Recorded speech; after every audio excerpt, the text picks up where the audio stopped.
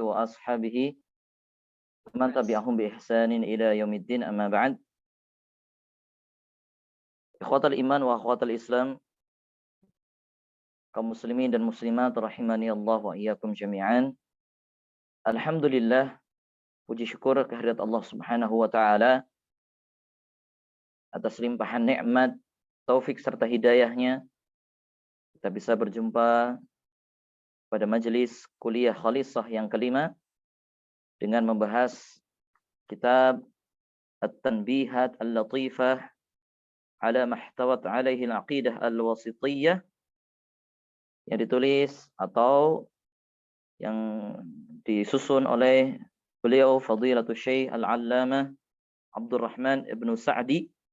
Ada juga yang mengatakan cara membacanya As-Sa'di, rahimahullahu rahmatan wasi'ah. Dan kepada ikhwah dan akhwat sekalian, jika menghendaki terjemah, ada buku terjemahnya. Mungkin sudah disampaikan oleh Ustaz Wibi, yaitu Syarah Aqidah Wasitiyah. Ini diterjemahkan oleh Ustaz Yazid hafizahullah ta'ala. Bisa dicari ya, di marketplace juga banyak, di toko buku Islam juga ada. Nah, adapun kita akan membaca buku ini ya. Namun untuk malam hari ini kita akan membaca muqaddimah terlebih dahulu dan pengantar terlebih dahulu. Setelah kita bersyukur kepada Allah dan kita bersalawat kepada Nabi kita Muhammad sallallahu alaihi wasallam, ada beberapa poin yang perlu disampaikan sebelum kita membahas kitab At-Tanbihat Al-Latifah ya, yang merupakan syarah dari kitab Al-Aqidah Al-Wasitiyah. Nah, ikhwatal iman wa akhwatal Islam rahimani wa rahimakumullah. Ya, kita beri pengantar sedikit berkaitan dengan pentingnya belajar akidah atau pentingnya kita belajar akidah salaf. Karena akidah ada pondasi bagi seorang mukmin, pondasi bagi seorang beriman di dalam beragama. Jika akidah adalah pondasi, maka perannya adalah sebagaimana pondasi bagi rumah. Dia yang mengokohkan suatu rumah, dia menyebabkan satu rumah itu kokoh berdiri. Sebagaimana akidah atau sebagaimana rumah, ya itu akan tetap awet, akan tetap kokoh dan akan tetap ya bisa dipakai jika ya memiliki pondasi yang kuat. Ya, sebaliknya jika pondasi rumah itu rapuh, apalagi ambrol, apalagi tergerus banjir dan sebagainya, maka akan sangat mudah rumah tersebut ambruk. Ya, rumah tersebut akan hancur. Karena tidak mungkin satu rumah bisa berdiri, tiang-tiangnya bisa berdiri, kemudian atapnya itu bisa berada di atas temboknya, kalau tidak ya memiliki pondasi. Ya, mungkin bisa saja ya tembok dibuat tanpa adanya pondasi. Namun jika digoyang karena gempa sedikit langsung ambruk.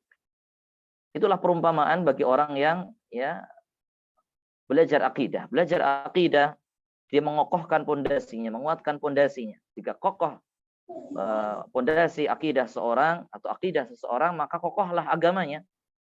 Dia tidak terombang-ambingkan oleh berbagai macam fitnah dan syubhat. Dia tidak terombang-ambingkan oleh berbagai macam pemikiran-pemikiran yang sesat. Dia tidak terombang-ambingkan oleh pemikiran-pemikiran yang nyeleneh, yang menyimpang dari yang manhaj Ahlus Sunnah wal Jamaah. Nah, ikhwatal iman rahimani wa rahimakumullah wa akhwatal Islam azanallahu wa iyyakum jami'an. Ya, kemudian ada beberapa poin berkaitan dengan pentingnya kita belajar akidah salaf sebagaimana disebutkan oleh Ustaz Yazid hafizahullah taala di dalam buku ini ya. Yang pertama bahwasanya akidah salaf ini ya, akidah salaf ini kaum muslimin dan dai-dainya, para dai-dainya akan bersatu di atasnya. Karena akidah salaf ini berdasarkan dengan Al-Quran dan As-Sunnah sesuai dengan pemahaman para sahabat. Yang para sahabat ini adalah orang yang mendapatkan ilmu langsung dari Rasulullah Sallallahu Alaihi Wasallam. Sehingga mereka para sahabat adalah orang yang mendapatkan ilmu pertama kali dari Nabi. Adapun akidah selain akidah salaf, maka berpersatuan ya yang terjadi tidak mungkin tercapai. Ya, saling membantah sana sini, tidak ada persatuan. Ya, karena ya berdasarkan hawa nafsu atau berdasarkan akal-akal ya orang-orang yang ya membentuknya atau yang membuatnya. Nah, kemudian yang kedua, di antara keutamaan kita belajar akidah salaf adalah bahwa dengan akidah salaf ini seorang muslim akan mengagungkan Al-Qur'an dan As-Sunnah. Ya. Adapun akidah yang lainnya ya karena sumbernya adalah hawa nafsu, ya akal manusia yang terbatas ya, maka mereka akan bermain-main dengan dalil. Ya, dicocok-cocokkan dalil agar sesuai dengan hawa nafsu. Agar sesuai dengan akalnya. Berbeda dengan Ahlus Sunnah, berbeda dengan para salaf kita ya. Ulama Ahlus Sunnah wal Jamaah, mereka ya manut dengan dalil. Ya, kita tunduk dengan dalil, bukan kita yang mengakali dalil.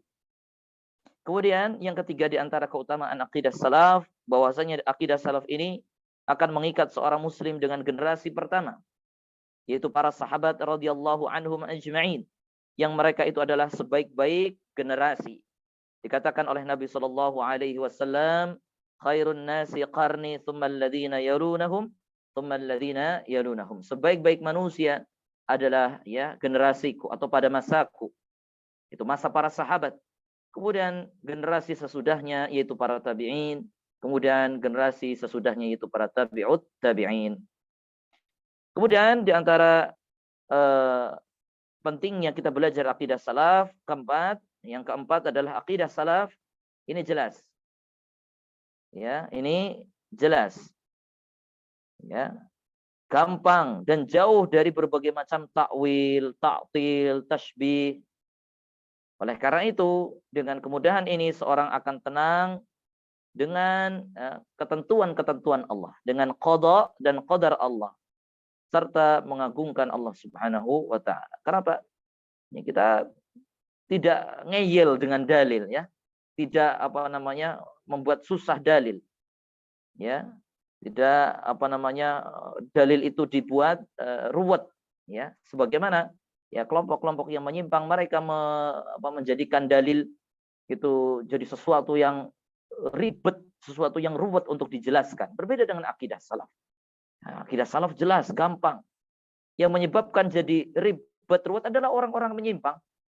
Ya, orang-orang yang sesat yang menyebabkan ya pelajaran akidah itu jadi susah ya dengan istilah-istilah yang jelimet yang dibuat-buat oleh mereka orang-orang menyimpang. Ya. Pada dasarnya akidah salaf ya akidah yang murni dari Rasulullah SAW yang diajarkan kepada para sahabat itu gampang, gamblang, jelas. Ya, karena pasrah dengan dalil, manut dengan dalil. Ya. Nah, kemudian yang kelima di antara keutamaan kita belajar akidah salaf, bahwa akidah salaf akan membawa kepada keselamatan di dunia dan akhirat. Oleh karena itu, berpegang kepada akidah salaf ini hukumnya wajib.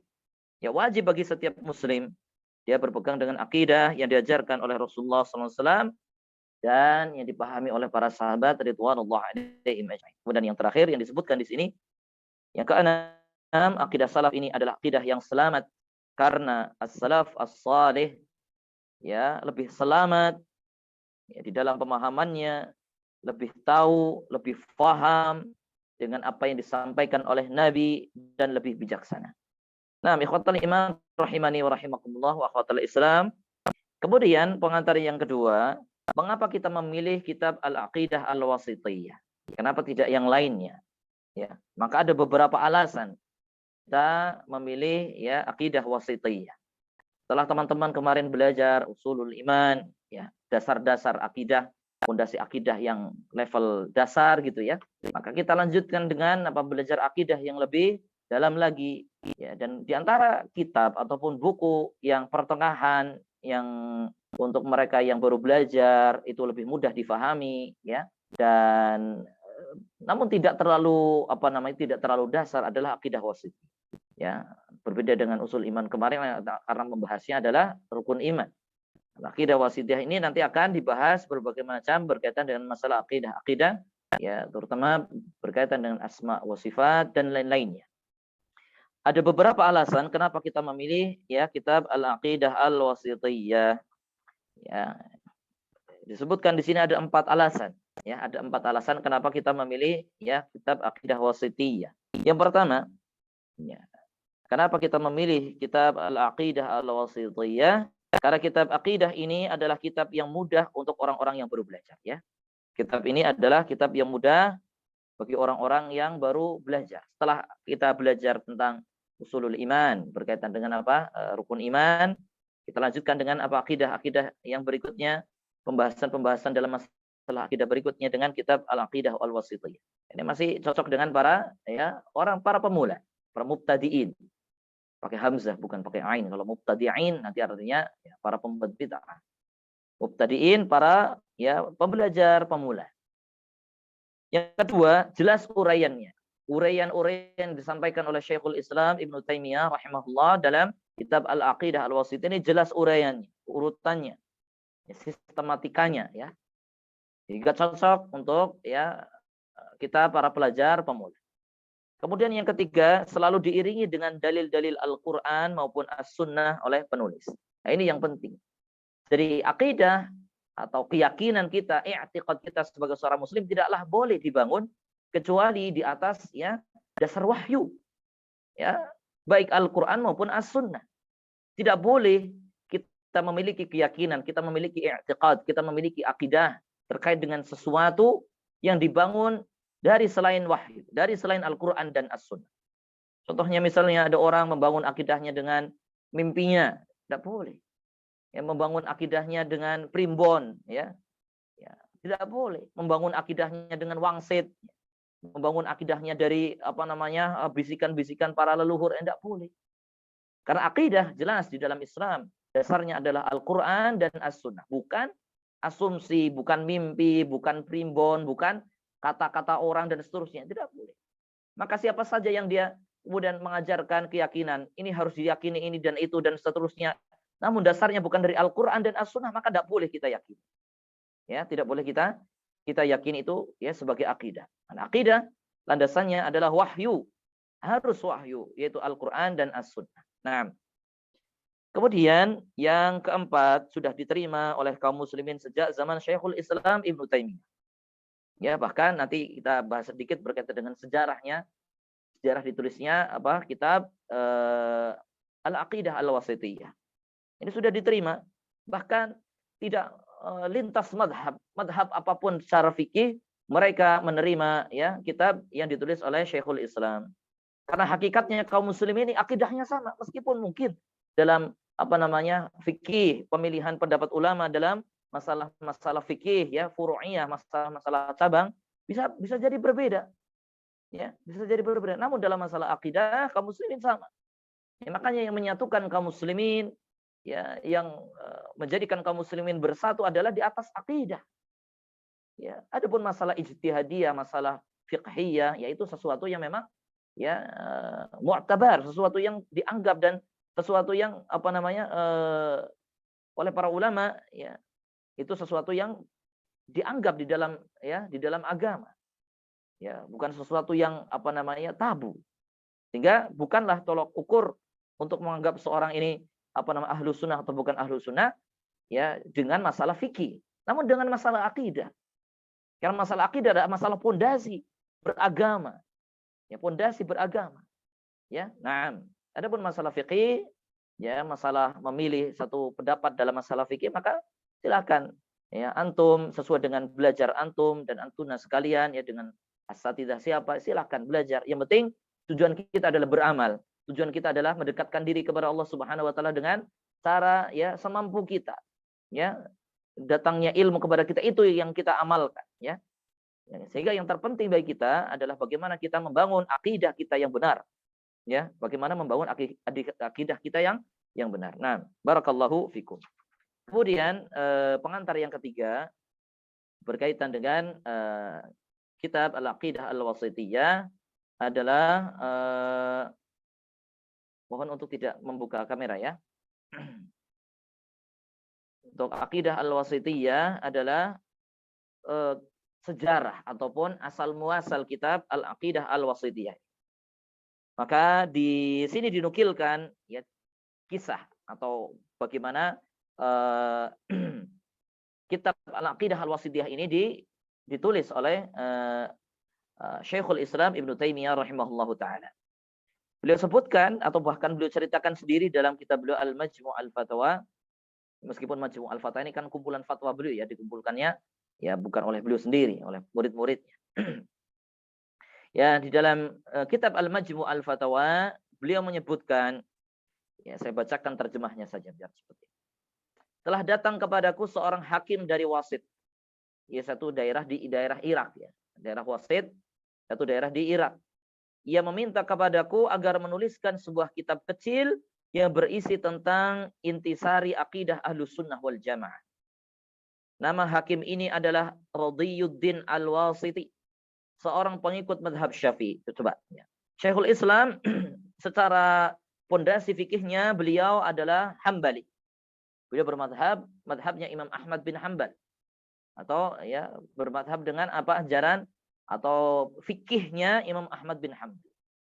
Namun yang meminta beliau menuliskan buku akidah adalah seorang qadhi, seorang hakim yang bermadhab Syafi'i. Ingin menunjukkan bahwasanya apa? Ya, apapun pilihan fikihnya, akidahnya sama. Ya, akidahnya, makanya di sini ya Al-Imam Radiyuddin Al-Wasiti ini tidak meminta cari yang sama-sama Syafi'i. Ya, meskipun ada bisa jadi. Namun ini menunjukkan bahwasannya akidah kaum muslimin sama. Ya. Apapun pilihan fikihnya.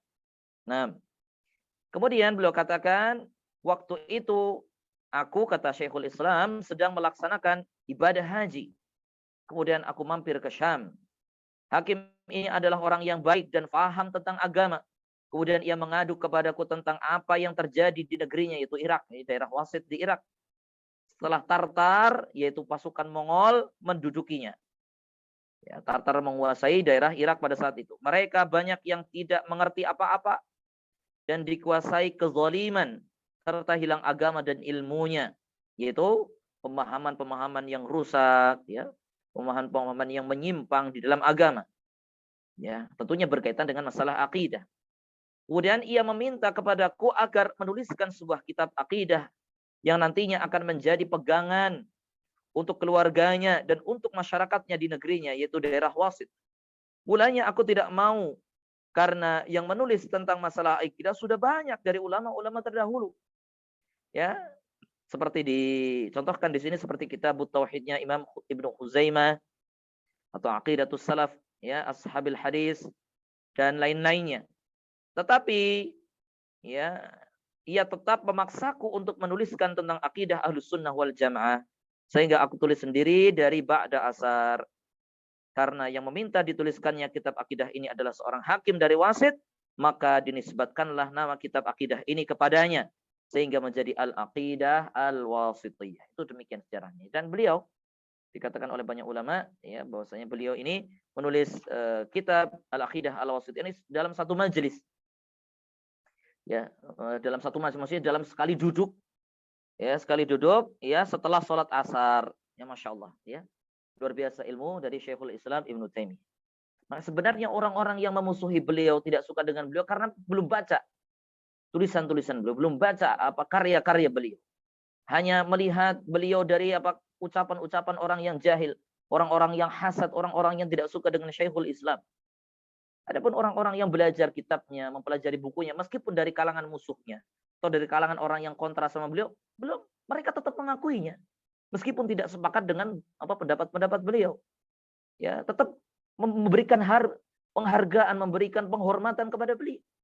Adapun orang yang hanya mengekor, membebel sehingga mereka hanya ikut-ikutan menjelek-jelekan beliau, kemudian merendahkan beliau. Ini orang-orang jahil, orang-orang yang tidak pernah membaca karya-karya beliau. Oleh karena itu, ya kita sebagai thalibul ilmi semangat di dalam membaca kitab-kitab para ulama. Dan sampai kita membenci atau kita terprovokasi, tidak suka dengan seorang ulama karena kita ikut-ikutan orang. Jangan sampai. Ya, kita baca karya-karya para ulama yang lurus akidahnya, ya benar ya akidahnya yang istiqomah di atas ya ahlus sunnah, ya di atas manhaj ahlus sunnati wal jamaati. Nah, ikhwatal iman wa akhwatal Islam, teman-teman sekalian yang dirahmati Allah Subhanahu wa taala, kita lanjutkan ya. Itu cukup ya untuk pengantarnya. Kita lanjutkan dengan muqaddimah ya syarih atau muqaddimatus syarih. Nah,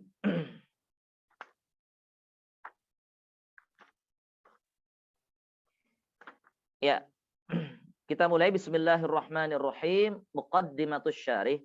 Muqaddimah atau pembukaan dari asyarih yaitu Asy-Syaikh Abu Abdullah Abdurrahman Ibnu Nasir As-Sa'di waffaqahullahu wa rahimahullahu rahmatan wasi'ah.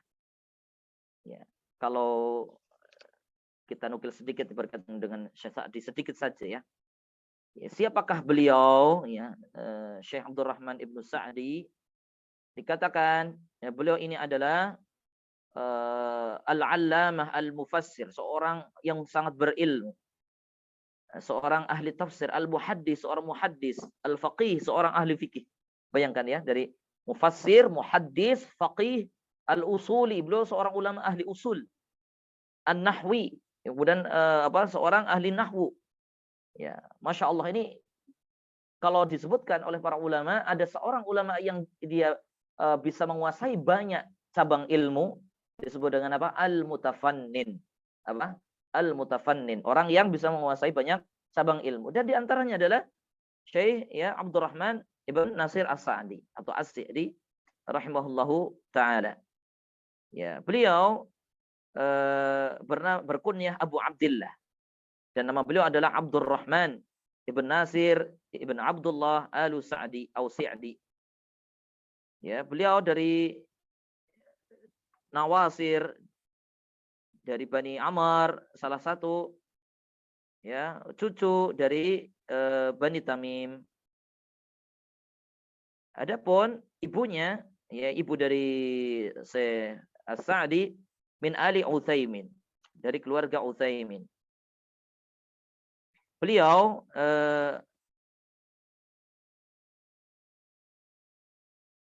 dilahirkan di bulan Muharram pada pada tahun 1407 Hijriah di daerah Unaizah. Ya, di daerah Unaizah. Dan beliau banyak sekali ya belajar ilmu dari para ulama di negerinya. Ya, dan banyak sekali ulama-ulama yang menjadi guru beliau dan para qadhi, para hakim yang beliau belajar kepada mereka. Kemudian beliau wafat pada tanggal 23 Jumadal Akhirah tahun 1376 Hijriah. Dalam usia 69 tahun. Ya, 69 tahun, 5 bulan dan 9 hari. Ya, 69 tahun, 5 bulan, 9 hari. Semoga Allah Subhanahu wa taala merahmati beliau dan melapangkan ya beliau serta ya menempatkan beliau di tempat yang tinggi karena ilmu yang beliau ajarkan kepada kaum muslimin. Dan di antara muridnya Syekh Abdurrahman Ibn Nasir As-Sa'di yang sangat menonjol, yang sangat kita kenal ya, adalah Syekh Muhammad bin Shalih Al-Utsaimin. Ini di antara murid beliau. Makanya apa yang ada pada Syekh Muhammad bin Shalih Al-Utsaimin ini mirip sekali dengan apa yang ada di gurunya ya. Ya karena murid kan biasanya ikut gurunya seperti itu ya. Nah, baik, kita akan mulai ya berkaitan dengan apa muqaddimatus syarih atau pembukaan dari asy-syarih. Qala asy-syarih Asy-Syaikh Abdurrahman Ibn Sa'di rahimahullahu taala, alhamdulillahi al-mawsufi bisifatil 'azamati wal kibriyai wal kamali al-munazzahi 'anil syariki wan naqsi wasyabihi wal mithali. Segala puji bagi Allah yang disifati dengan sifat-sifat yang agung dan sifat kibriya. Makna kibriya kalau di kamus ya, maknanya sombong. angkuh dan seterusnya. Dan ini adalah sifat yang layak bagi Allah. Jangan kita berpikir kemudian, oh, masa Allah sombong sih gitu ya. Yang sombong harusnya Allah. Makanya jika ada orang sombong, apa yang dia sombongkan? Dia makhluk yang lemah, tidak bisa apa-apa. Jika Allah matikan dia juga mati. Jika Allah tidak berikan rezeki dia tidak bisa makan. Apa yang disombongkan? Maka yang berhak dan layak untuk sombong adalah Allah. Makanya Allah punya sifat namanya al-kibriya. Ya, nanti kita bahas ya berkaitan dengan sifat-sifat Allah Subhanahu wa taala dan bagaimana cara memahami sifat-sifat Allah Subhanahu wa taala. Ya, jadi jangan pikiran ya masa Allah sombong sih dan seterusnya. Tidak begitu. Ya, karena Allah memang yang paling layak untuk sombong. Karena dialah Allah yang menciptakan kita, yang menguasai alam semesta, yang maha kuasa atas segala sesuatu. Nah, wal kamali dan sifat-sifat yang sempurna. Al-munazzahi 'ani syarik yang ya disucikan. Ya Allah Subhanahu wa taala ini disucikan dari asyarik, sekutu. Wan naqsi dan dari segala kekurangan, wasyabahi. Begitu pula dari ya sesuatu yang menyerupai Allah Subhanahu wa taala. Allah disucikan dari sesuatu yang menyerupainya. Wal mithali begitu pula ya yang ya menyamai Allah Subhanahu wa taala. Allah disucikan dari persamaan, penyerupaan maupun persamaan. Ini ya sifat-sifat Allah Subhanahu wa taala. Wa asyhadu annahu al-munfaridu bil wahdaniyatil mustahiqqu li ifradihi bil ubudiyyati fi kullil ahwali. Kemudian dan aku bersaksi bahwa sesungguhnya annahu yaitu Allah Subhanahu wa taala adalah ya yang sendiri dengan keesaannya. Al-munfarid bil wahdaniyati. Yang sendiri dengan kemahaesaannya atau keesaannya. Yang berhak diesakan dalam ibadah dalam setiap keadaan. Ya. Al-mustahiq ini yang berhak untuk diesakan bil ubudiyah dengan ibadah. Ya, yang berhak kita tunggalkan, jadikan satu-satunya sebagai tempat untuk mempersembahkan ibadah. Itu Allah Subhanahu wa taala dalam setiap keadaan. Wassallallahu ala sayyidina Muhammadin wa ala alihi wa sahbihi wa man tabi'ahum fil aqaidi wal akhlaqi wal aqwali wal af'ali. Ya, semoga salawat dan salam tercurahkan kepada junjungan kita. Sayyid, ya. Sayyid maknanya adalah junjungan, pemimpin kita Nabi Muhammad sallallahu alaihi wasallam, pada keluarganya, para sahabatnya dan orang-orang yang mengikuti mereka di dalam akidah, di dalam akhlak, dalam ucapan dan di dalam perbuatan. Amma ba'd, adapun setelahnya, fahadha ta'liqun latifun ala aqidati Syekhul Islam Ibnu Taimiyah al-musamma bil wasitiyah allati jumi'at ala ikhtisariha wa wuduhiha jami'u ma yajibu i'tiqaduhu min usulil imani wa aqaidihi sahihati wa hiya, ya, atau sampai di situ dulu ya. Nah, fahada, maka inilah adalah komentar. Ta'liq itu komentar ya. Jadi ta'liq itu catatan ya. Kalau teman-teman lihat di buku kemudian ada angka 1 di akhir sebuah kata kemudian di bawah ada catatan kaki, nah itu namanya ta'liq. Ya, komentar ya, catatan kaki dan seterusnya. Ya, jadi ini perlu diterangkan secara khusus maknanya apa. Nah, itu dikasih footnote ya, kalau di teman-teman bikin karya ilmiah ada footnote. Nah, itu namanya ta'liq ya. Maka ini adalah komentar yang sederhana, yang ringkas. Latif itu maknanya tidak hanya lembut ya. Kalau berkaitan dengan sebuah buku, latif itu maknanya adalah ringkas. Ya, ringkas, jadi tipis gitu ya. Ala aqidati Syekhul Islam ya. Untuk buku ya akidah atau kitab akidahnya Syekhul Islam Ibnu Taimiyah yang bernama Kitab Al-Aqidah Al-Wasithiyah. Yang akidah ini meskipun ringkas ya, allati jumi'at ala ikhtisariha, meskipun ringkas namun mencakup seluruh apa yang wajib diyakini ya, mencakup seluruh apa yang wajib diyakini dari pokok-pokok keimanan dan akidah yang benar ya. Kemudian wa wuduhiha jami'u ma yajibu i'tiqaduhu min usulil imani wa aqaidihi as-sahihah.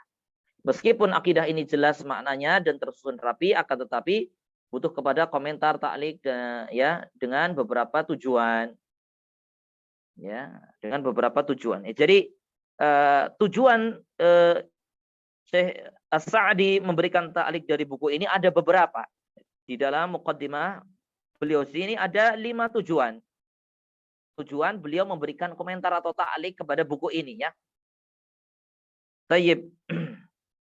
Wa in kanat wadihatan al-ma'ani wa hiya wa in kanat wadihata al-ma'ani muhkamat al-mabani, meskipun buku ini itu sudah jelas maknanya, kemudian gamblang ya, apalagi sistematis susunannya ya, muhkamah sistematis, al-mabani susunannya, tahtaju ila ta'liqin yazidu fi tawdihi ba'di ma fiha min al-ayatil qur'aniyati wal ahadits an-nabawiyah.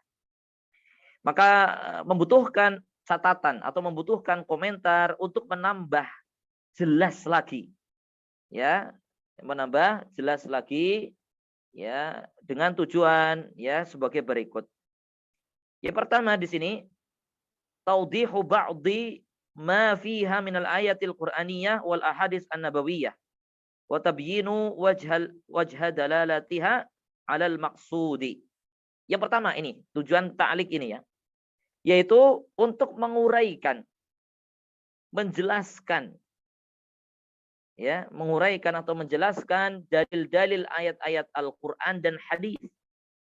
Ya, minal ayatil Qur'ani wal ahadits an-nabawi. Dalil dari Al-Qur'an maupun hadis as-sahih yang sahih. Kemudian apa? Dan menjelaskan ya dalalah. Dalalah itu ya poin pendalilannya. Ya, poin-poin pendalilannya di sini. Ini kok bisa kita pahami demikian, itu kenapa gitu ya? Bagian mana kok kita bisa mengambil kesimpulan seperti ini? Nah, itu maksud dari Syekh As-Sa'di. Jadi Syekhul Islam karena cuma nulis ayat di situ ya. Dikasih judul, kemudian berkaitan dengan sifat Allah.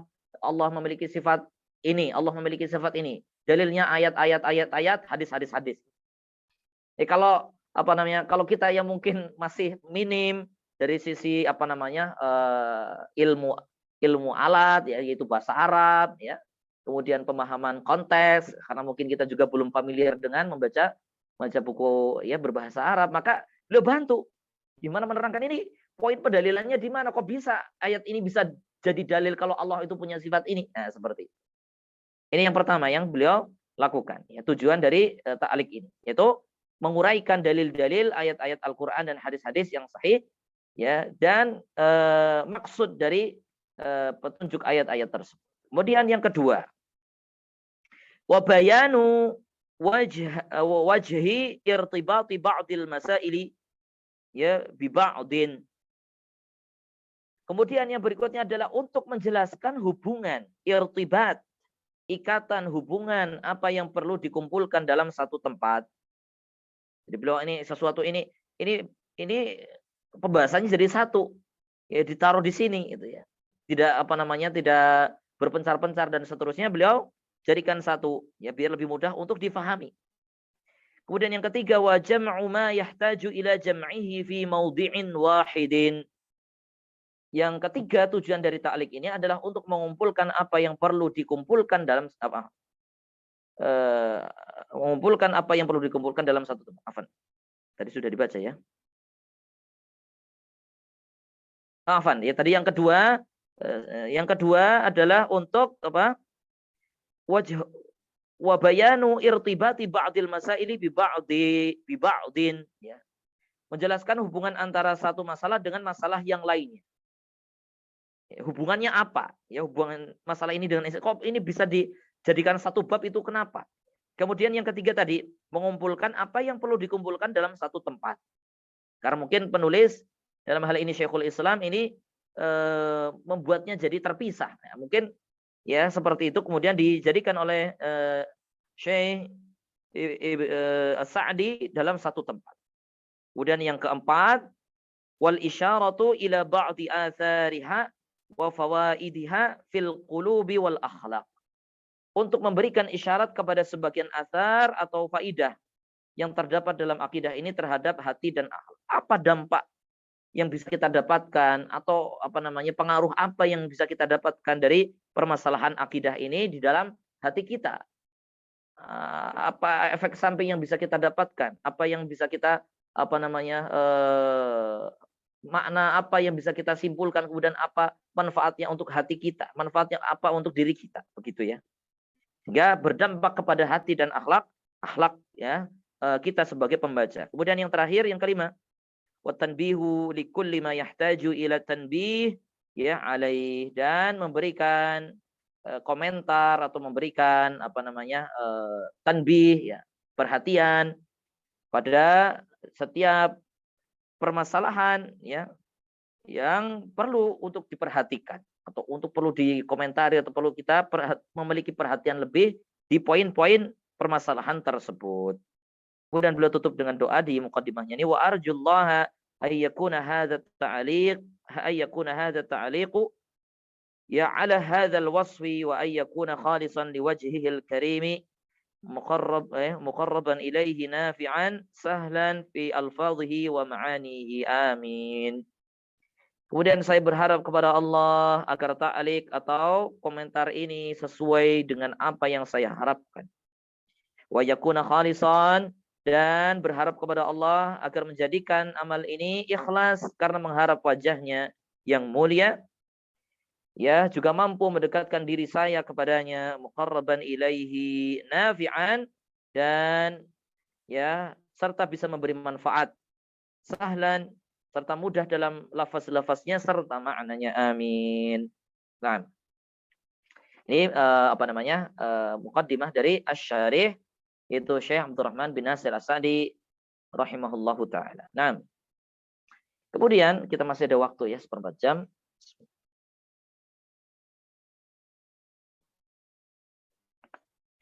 Kita lanjutkan dengan muqaddimah al-musannif. Jika ada pertanyaan dipersilahkan teman-teman, jika ada yang mau bertanya di ini nanti biar tidak menunggu ya. Jika ada yang ingin bertanya. Bagi teman-teman yang ada yang kelewat nanti bisa murojaah nanti dari panitia atau dari pengurus nanti insya Allah akan memberikan link rekamannya ya. Jadi nanti bisa disimak, nanti bisa yang kelewat bisa biar waktunya lebih efektif. Nanti kalau saya mengulang penjelasan ya nanti waktunya berkurang ya. Yang harusnya bisa dapat beberapa ya baris. Nah. Baik, muqaddimatul musannif. Ya, ini muqaddimah dari al-musannif, yaitu Syekhul Islam Ibnu Taimiyah rahimahullahu taala.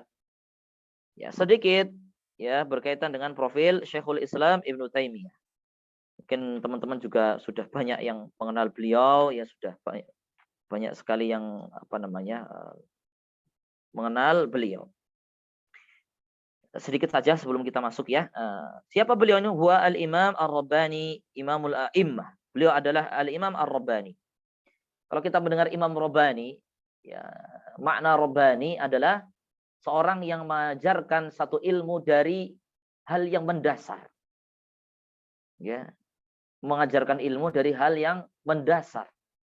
Tidak ujuk-ujuk susah gitu ya, tapi diajarkan dari sesuatu yang dasar, kemudian naik kepada sesuatu yang lebih tinggi lagi. Itu namanya ulama Rabbani ya. Ulama Rabbani.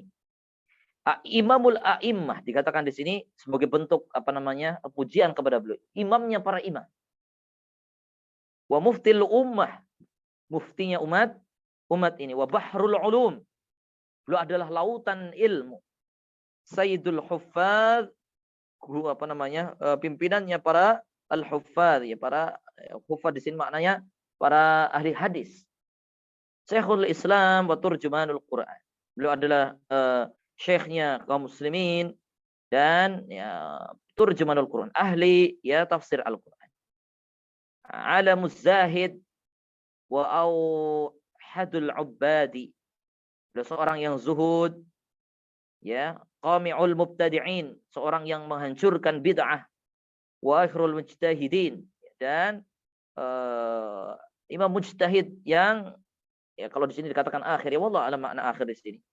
Wa Taqiyuddin Abul Abbas Ahmad ibn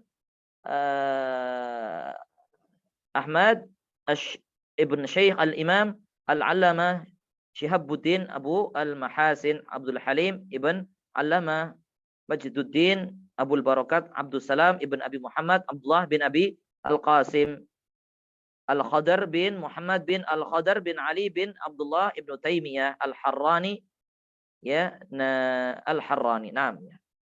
Panjang banget ya kalau diterjemahkan ya.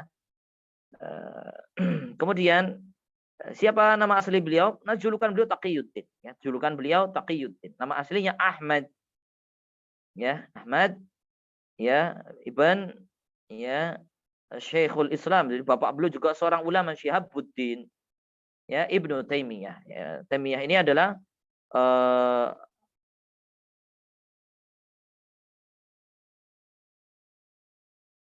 leluhur beliau ya. Ya, leluhur beliau. Jadi Taimiyah itu menisbatkan seorang kepada leluhur itu tidak masalah, seperti Al-Imam Syafi'i. Imam Syafi'i ini bukan bapak beliau, ya. Tapi apa, kakek-kakek beliau, ya, masih di atas beliau. Ya, jadi tidak masalah, ya, tidak bermasalah. Nah, ya.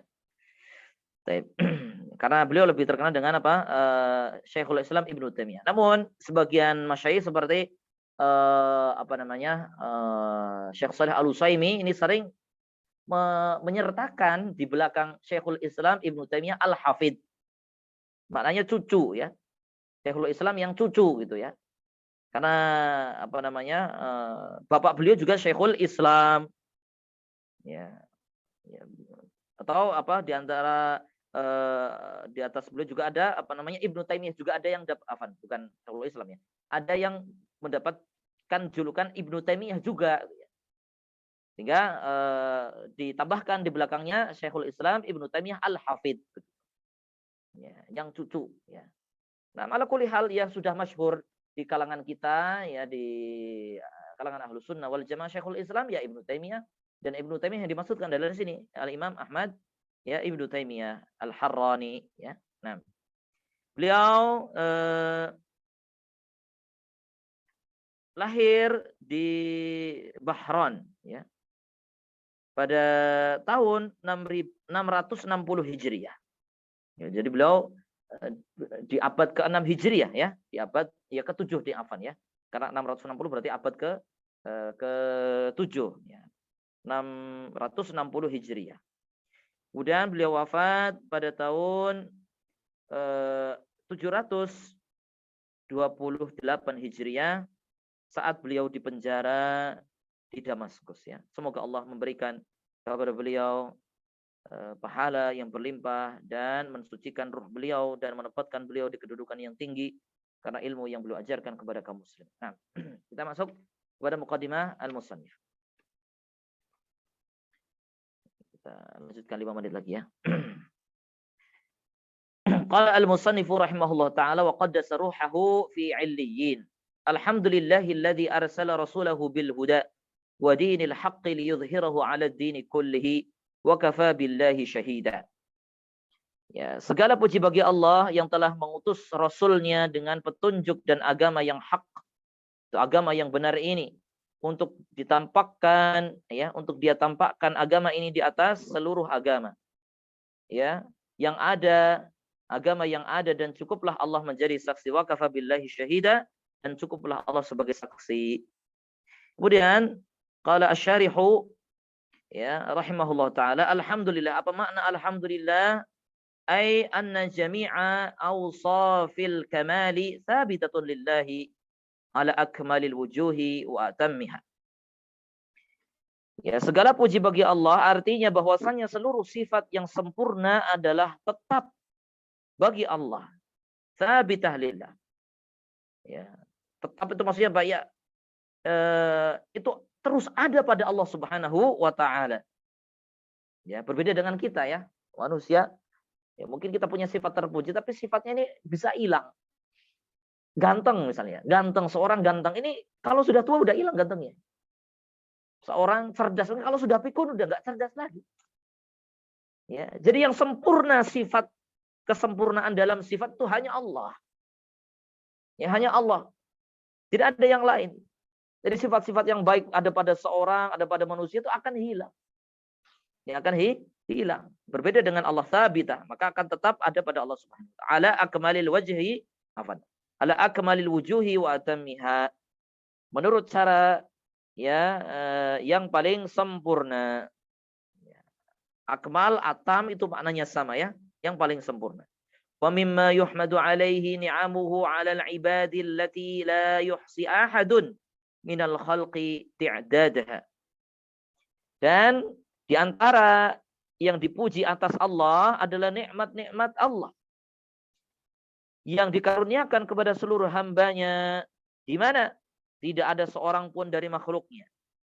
Ya, la yuhsi ahadun minal khalqi. Tidak ada seorang pun dari makhluknya ti'dadaha yang mampu, yang dapat menghitung banyaknya nikmat dari Allah Subhanahu wa taala.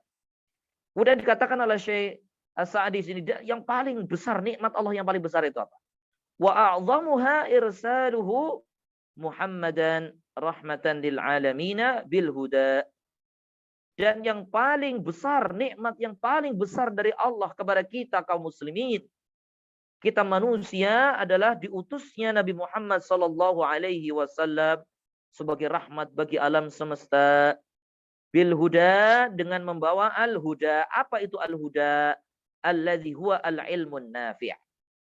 Makna al-huda adalah ilmu yang bermanfaat. Ya. Arsala rasulahu bil huda ay bi ilmin nafi', dengan ilmu yang bermanfaat. Wa dinil haq, dan mengutus Nabi dengan agama yang hak. Apa itu? Alladzi huwal amalus salih, yaitu amal saleh. Liyudhhirahu ala jami'il adyani bil hujjati wal burhani wa bil izzi was sultani. Tujuannya apa? Untuk menampakkan, untuk diperlihatkan kepada seluruh agama-agama. Ya. Dengan apa? Bil hujjati, dengan hujjah. Ya. Dengan hujjah. Wal burhan, dan bukti-bukti.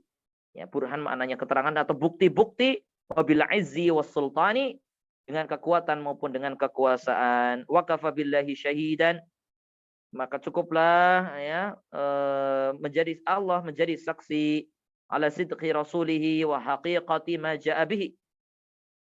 Ya, atas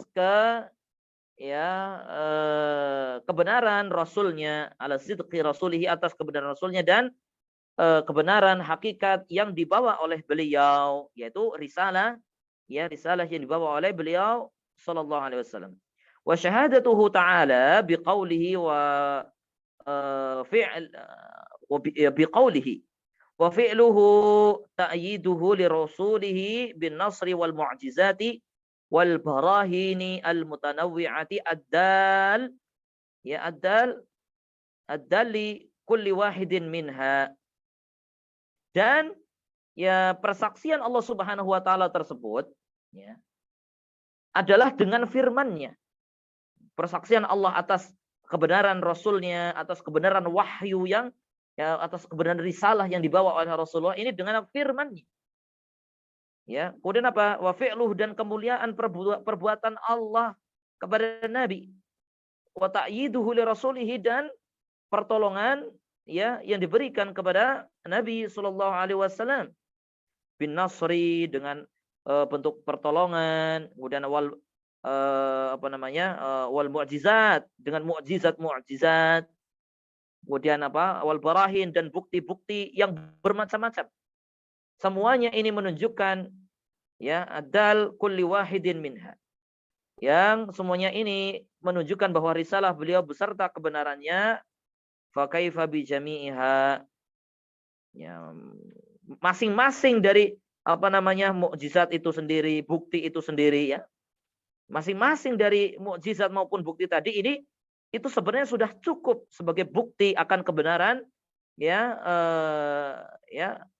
kerasulan Nabi Muhammad SAW dan risalah yang dibawa oleh beliau. Namun apalagi fakaifa bijami, apalagi semuanya. Mukjizat itu dikumpulkan, bukti-bukti itu semuanya dikumpulkan ala risalatihi wa sidqihi, sebagai bukti benarnya risalah yang beliau bawa dan benarnya kerasulan beliau.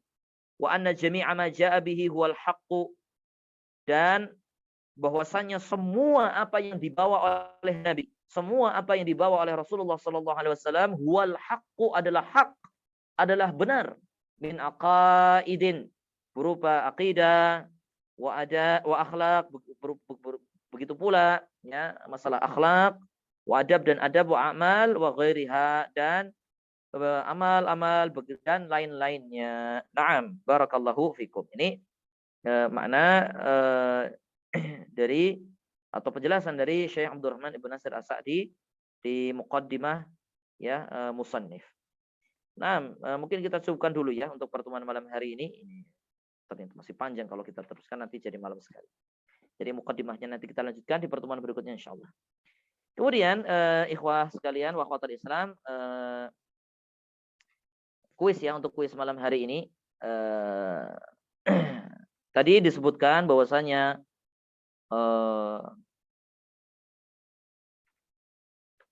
kita belajar atau buku ini ditulis ya, atau buku Aqidah Wasithiyah ditulis, atau syarahnya itu Tanbihah Al-Latifah ini ditulis dengan beberapa tujuan. Ada 5 tujuan ya. Ada 5 tujuan. Nah, silahkan sebutkan 5 tujuan tadi dengan ringkas saja ya, dengan ringkas. Ya, ada di muqaddimah. Kalau antum bisa menulisnya dengan cepat, dengan ringkas, insyaallah bisa menjawab kuis ini ya. Sebutkan 5 tujuan penulis atau pensarah ya, pensarah menulis kitab Tanbihat Al-Latifah ini. Itu ya Syekh Ibnu Nasir As-Sa'di. Silahkan bisa ditulis.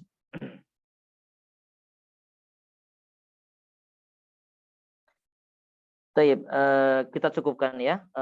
Ada pertanyaan? Bismillah, alhamdulillah, salatu wassalamu ala rasulillah. Saya pernah ditanya oleh teman saya bahwa akidah Ahlussunnah itu berasal dari Al-Quran dan Sunnah, dan imam rujukannya adalah Imam Hambali. Apakah ini benar? Nah, bismillah, alhamdulillah, salatu wassalamu ala rasulillah. Benar ya, rujukan akidah Ahlussunnah wal Jamaah adalah Al-Quran dan Sunnah. Adapun imam rujukannya ya adalah imam-imam ya Ahlussunnah lainnya. Ya.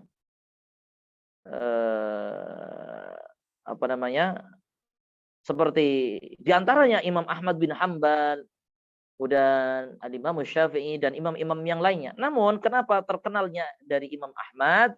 Karena Imam Ahmad inilah yang terjadi pada beliau al-mihnah. Ya, terjadi kepada beliau ujian yang sangat berat, yaitu tatkala beliau menghadapi fitnah khalqul Quran.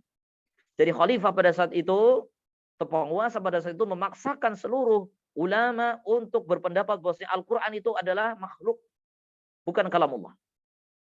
Dan karena keteguhan Imam Ahmad, ya, keteguhan Imam Ahmad di dalam apa namanya menjaga akidah, beliau tidak mau bergeming. Kenapa kalau beliau, seandainya beliau mau taqiyah, beliau mau tauriyah ya, beliau mau istilahnya bikin gampangnya bikin ngeles lah gitu ya. Jika beliau tidak dihukum, bisa saja. Namun apa dampaknya nanti kalau beliau seorang imam melakukan hal demikian? Akan dicontoh oleh umat. Maka beliau bersabar di atas akidah Ahlussunnah wal Jamaah. Ya, sehingga beliau dijuluki dengan Imam Ahlussunnah wal Jamaah. Beliau adalah imamnya Ahlussunnah wal Jamaah. Kenapa? Beliau ini yang ya teguh mempertahankan akidah ya bahwa Al-Quran kalamullah. Ya, bukan maknanya Imam Syafi'i, Imam Malik, Imam Abu Hanifah ini bukan Ahlussunnah, bukan. Namun kenapa? Beliau ini ya terkenal karena beliau ini ya yang terjadi mihnah pada saat itu, sehingga dinisbatkanlah ya Imam Ahlussunnah wal Jamaah adalah Imam Ahmad. Dan memang ya apa namanya beliau Imam Ahmad ini banyak concern dalam masalah akidah, ya. Jadi beliau tidak hanya mengajarkan fikih, beliau juga mengajarkan akidahnya. Nah, jadi bukan hanya beliau saja rujukannya, karena masih ada Imam Ibnu Khuzaimah, kemudian ada apa namanya imam-imam yang lain, Imam Al-Barbahari dan seterusnya. Ini banyak sekali ya rujukan-rujukan sebagai ulama Ahlussunnah, banyak sekali. Ada Al-Imam Al-Muzanni dari mazhab Imam Syafi'i ya, ada Imam Al-Muzanni. Baik. Ya, wallahu a'lam.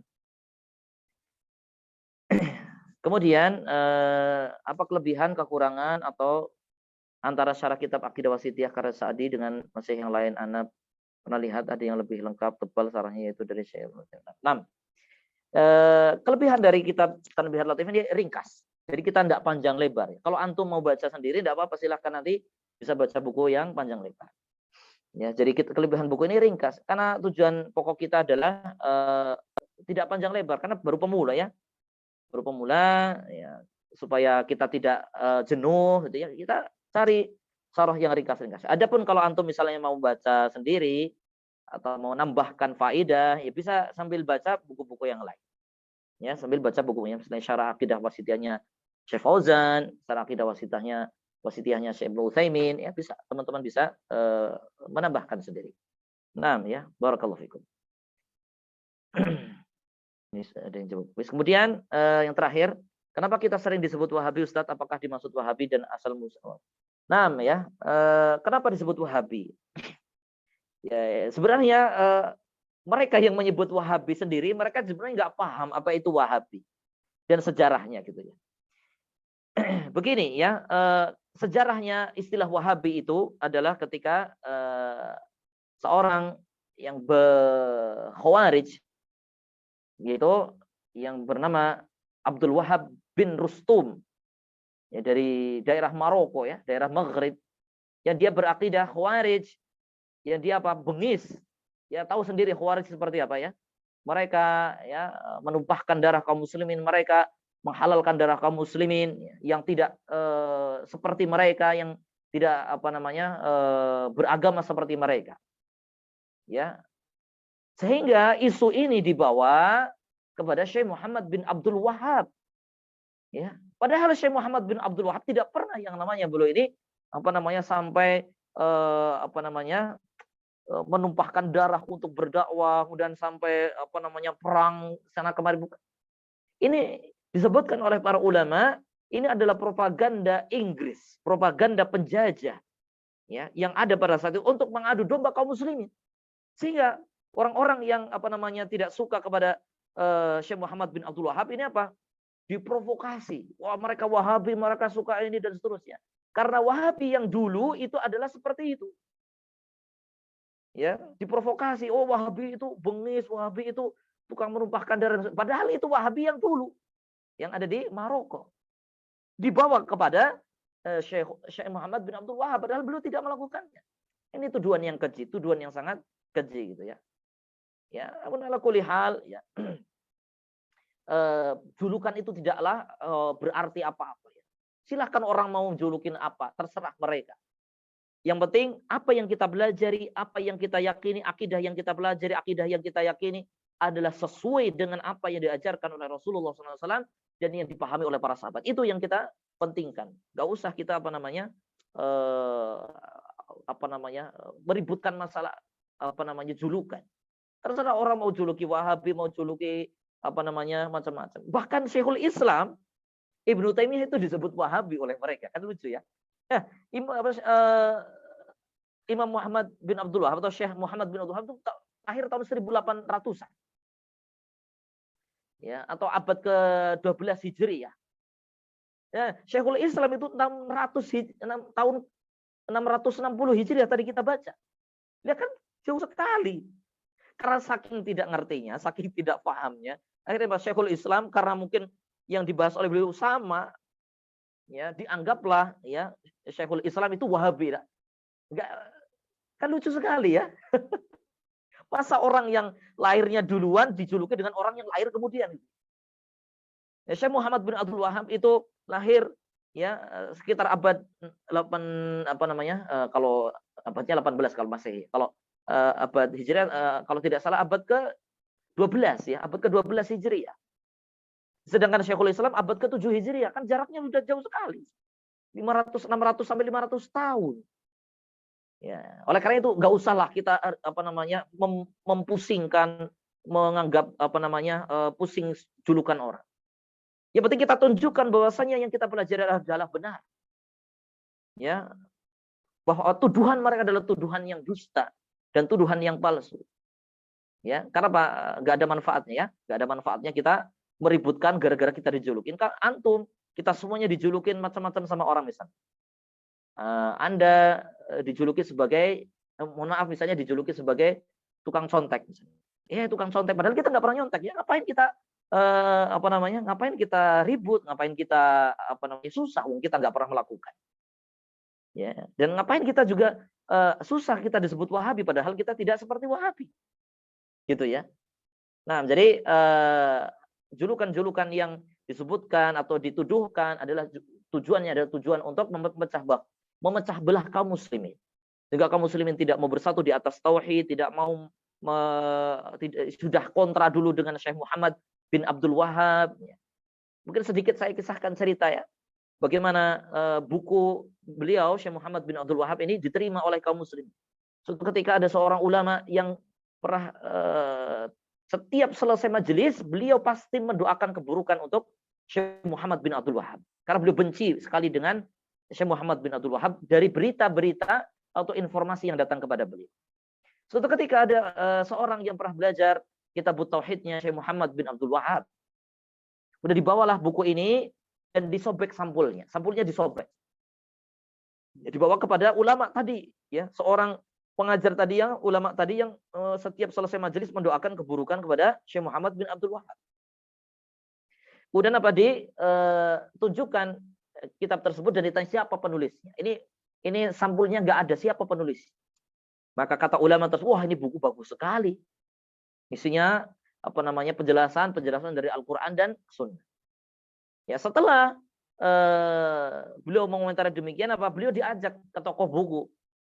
Ya, ini buku ini apa sampulnya, dicocokkan di toko buku. Ternyata sampulnya adalah ya kitab tauhid yang menulis adalah Syekh Muhammad bin Abdul Wahab. Maka rujuklah ulama tersebut yang tadinya setiap selesai mendoakan keburukan jadi mendoakan kebaikan kepada Syekh Muhammad bin Abdul Wahab. Ini menunjukkan apa? Orang itu benci karena informasi yang buruk, informasi yang tidak valid yang datang kepada mereka. Dan biasanya seperti itu gitu. Oleh karena itu, ya kepada teman-teman, apapun informasi-informasi yang tidak jelas, kita abaikan. Kita cari dari sumbernya. Kalau misalnya orang nggak suka dengan Syekh Muhammad bin Abdul Wahab dan menjuluki Wahabi, baca buku beliau. Mana yang menyimpang dari beliau, mana yang tidak beres dari beliau, tunjukkan. Kita bahas. Nah, seperti itu baru namanya fair. Jangan cuma karena dengar orang begitu ya. Kemudian di sini pertanyaan terakhir ya, pertanyaan terakhir karena sudah lewat jam 9. Bagaimana agar kita mengetahui akidah dan akhlak seorang? Ya dari ucapannya, dari tulisan-tulisannya, kemudian dari kalau orangnya diam aja ya kita nggak bisa menilai ya. Kalau dia seorang ustadz atau dia seorang penulis ya, apa tulisannya, dilihat tulisan. Kualitas tulisannya. Kalau dia seorang ustadz ya apa isi ceramah. Gitu ya. Namun jangan ketika kita belajar masalah akidah atau belajar akidah yang benar, kemudian kita jadi paranoid dengan akidah orang lain, seolah-olah akidah orang lain itu salah. Jangan seperti itu. Ya. Kita belajar akidah yang benar untuk semakin kita dekat dengan Allah. Ibadah kita jadi semakin mantap, ibadah kita jadi semakin berkualitas. Bukan untuk menjudge orang lain. Ya. Menjudge orang lain itu kan jika kita sudah mengamalkan ilmu yang kita punya, dan tujuan kita menjudge orang lain adalah untuk berdakwah. Jadi keliru kalau orang belajar kemudian dia gunakan ilmu yang dia dapatkan dari belajar ini untuk vonis-vonis orang lain, bukan begitu. Yang terpenting adalah kita amalkan dulu untuk diri kita. Kita belajar asma wa sifat Allah, ini bagaimana sifat-sifat Allah. Kita amalkan dalam kehidupan kita, amalkan dalam kehidupan sehari-hari kita, itu yang penting. Bukan untuk memvonis orang lain, ini dia akidahnya sesat, ini akidahnya menyimpang dan seterusnya. Itu urusannya para ulama. Adapun kita sebagai talib ya, indikator akidah yang benar itu jadikan untuk mencari guru yang sahih, guru yang akidahnya benar gitu ya, bisa ya.